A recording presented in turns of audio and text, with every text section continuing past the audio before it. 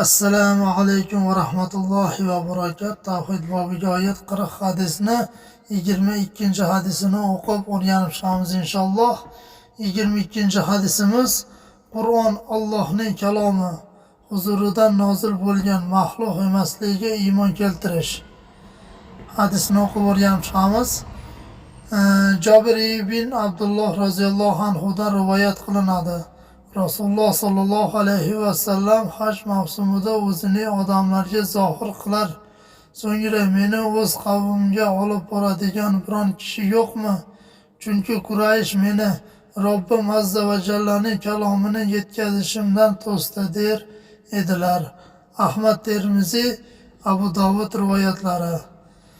Hop, shu o'qigan hadisimizga hayotimiz tarzida amal qilib Payg'ambarimizga ergashadigan solih bandalar bo'lishini Alloh subhanahu va taolodan duo qilib iltijo qilamiz. Shu ko'rgan videolarga bir dona like, podpiska bossangiz men ham xursand bo'lgan bo'lardinglar. Keyingi darslarda ko'rishguncha assalomu alaykum va rahmatullohi va barakatuh.